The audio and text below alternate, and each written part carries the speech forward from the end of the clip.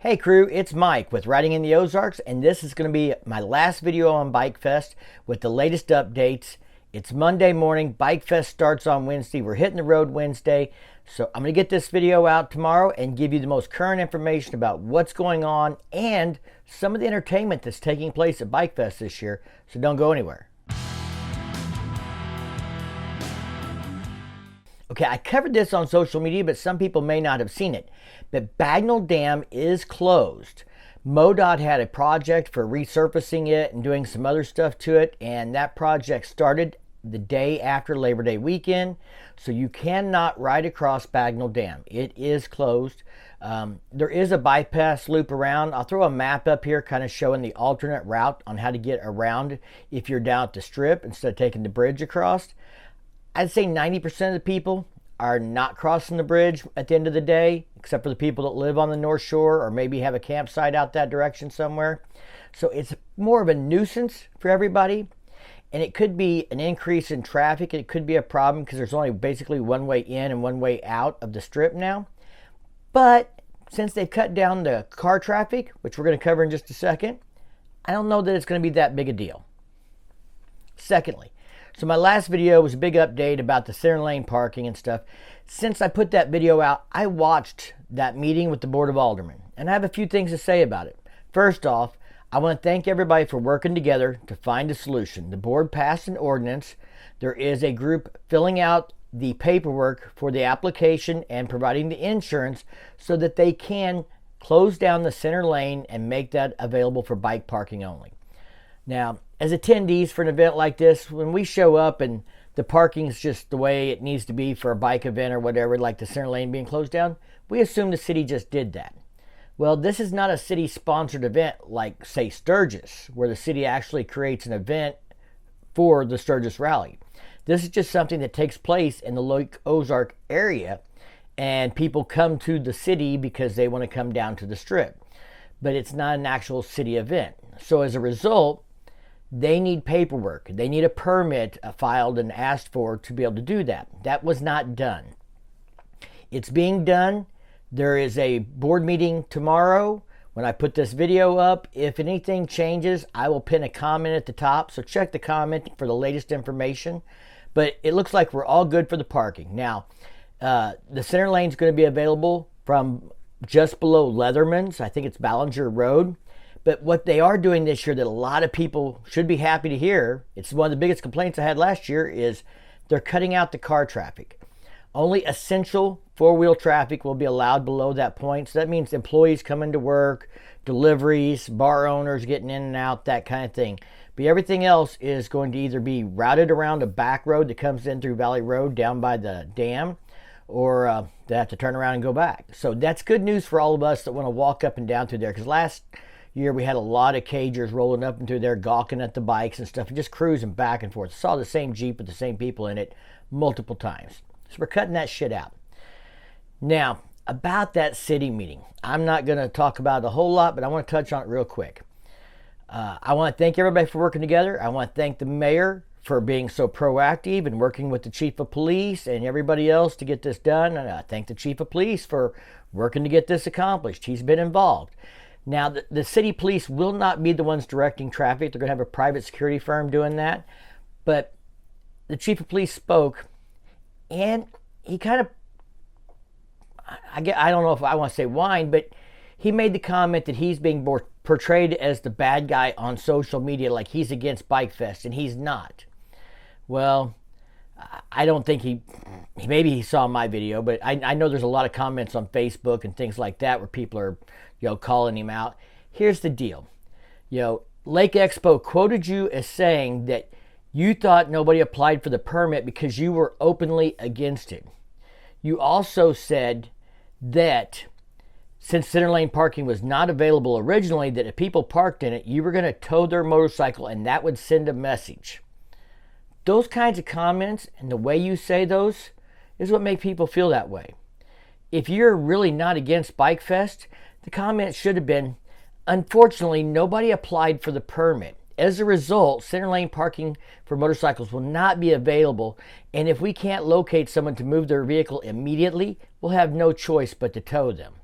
That's a whole different way of saying the same thing in a way that doesn't make it sound like you're against the bikers. I don't know where you really stand on this. I don't really care, but if you feel like you've been villainized, either maybe Lick Expo took your words out of context. Maybe those were not your exact words. I don't know.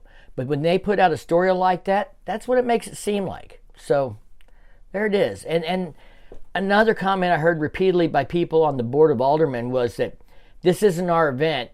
Why are we jumping through these hoops? It's not our fault. Nobody asked us for this. So, why are we doing this? Well, the mayor's doing it because he realizes, it slipped through the cracks, whatever. But the attendees are the ones that are going to be punished. The business owners, people getting their bikes towed are being punished if that were to happen because someone else failed to apply for a permit. We don't know someone's got to apply for a permit. It wasn't my job to remind somebody, but we would be the ones that would suffering. And we would blame the city because we wouldn't know that someone was supposed to do that. So that's why you're doing it. We're doing it because it makes the event and makes everything better for everybody involved, except for maybe the few people that had to have a special meeting and go through that. And if the mayor was willing to do it, I would hope you all would get on board and do what's best for your city. And I think he did. That's my opinion. All right, I'm done harping on that whole thing. We're going to move on. Stay positive with some more good information for you guys. So I put out a video about things to do at BIKEFEST. And when I created that video, that was actually recorded like a week ago. And I was talking about things that you can do at BIKEFEST all the time, every year, not just this year. But a lot of people commented about specific things this year, dates, events, things that were going on, entertainment, that kind of stuff. So we're going to touch on some of that.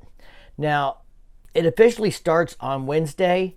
Most of the entertainment stuff doesn't start till Thursday. The demo rides start on Thursday.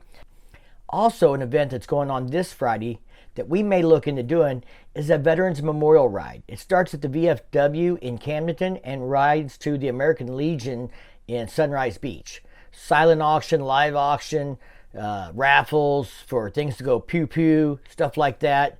Looks to be a good time. I heard last year they had over 100 riders, so we may do that this year. I'm going to leave a link to that flyer down below in case anybody's interested in that event. Now, the Harley dealer is going to start having bands and entertainment during the day and stuff at the Harley dealer on like Thursday.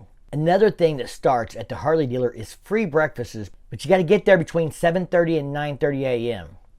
But we want to make sure we thank CMA, maybe make a small donation to the CMA, the Christian Motorcycle Association, providing something like that for all of us.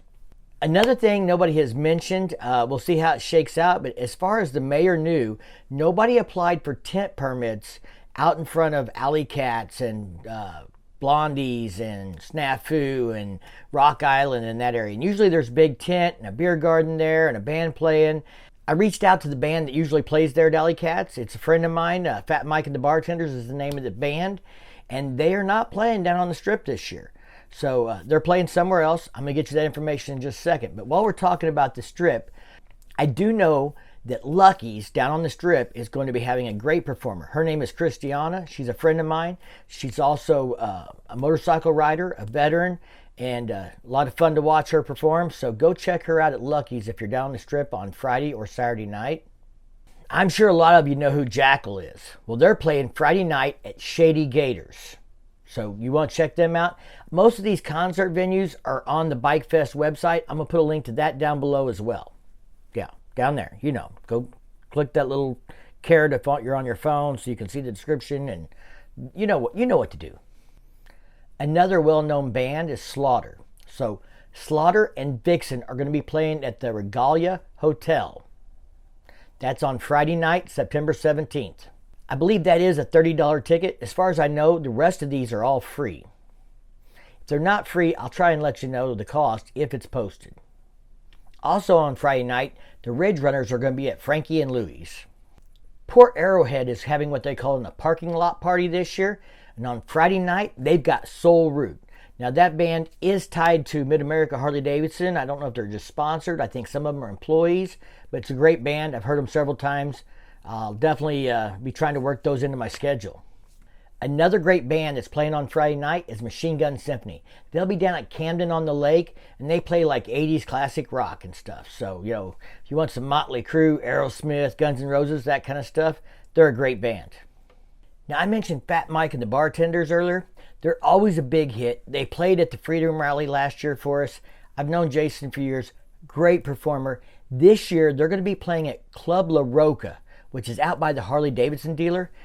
It's got an outdoor venue, fire pit. Everybody's welcome. He said, send all your buddies out here. Let's rock the house. So if you're staying over by the Harley Davidson side of the lake somewhere, on that side of the Grand Glaze Bridge or something, then this would be a great venue to go see. All right, let's move on to Saturday night and talk about some of the big names that are playing. On Saturday night, the Regalia Hotel's got Queensryche and Vixen. Again, I think it's a $30 ticket charge for that one. And Port Arrowhead's parking lot party entertainment on Saturday night is going to be a local favorite of mine, Cricket Alley. Make sure you go check those guys out. They put on a great show. Now, usually Saturday night, we end up staying down at Camden on the Lake. For years, they had Hell's Bells, but the last couple years, they've got Machine Gun Symphony. Well, this year on Saturday night, it's Machine Gun Symphony. But if you read the fine print on the Facebook post, it says a special appearance by Hell's Bells. So it looks like we get the best of both this year. And don't forget, on Sunday, if you're doing the passport run, hang around, find out if you're going to win that free bike. All right, guys. That's the last of the updates. One thing I do want to mention real quick, I've kind of saved this to the end because I hate putting negative stuff in there.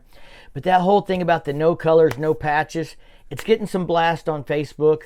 Marty Birds threw a guy out for having a vest on that had like a kind of a patriotic patch in the back that was round, and having a bunch of event patches and like military, tactical command patch or some shit like that. But not anything club related.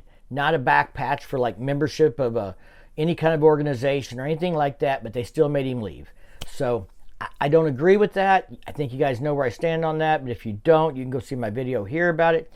But just remember that if they have those signs up, they may give you a hard time about having a vest with patches. You do what you got to do. I encourage you to do it peacefully, whether you just go down the street, stand somewhere else, and drink or whatever else. But anyway, that stuff is going on. I want you to be aware and think about that before you walk into a place if they have that sign on. Because, there's no sense arguing with them about what a back patch is or a club patch or a rocker. Probably the people working the door don't know the difference. They've been told any leather vest with patches on them, boot them, whatever. I'm just taking my business elsewhere. All right, guys, if you like this video, give it a big thumbs up. If you do that YouTube thing, check out the content on my channel. And if you dig it, make sure you hit that subscribe button down below. Don't forget to ring that bell to be notified the next time I drop a new video. And as always, thank you for your support. Stay safe and keep on riding. Oh, and a big shout out to all my members for helping support the channel. We just hit 5,000 subscribers this weekend.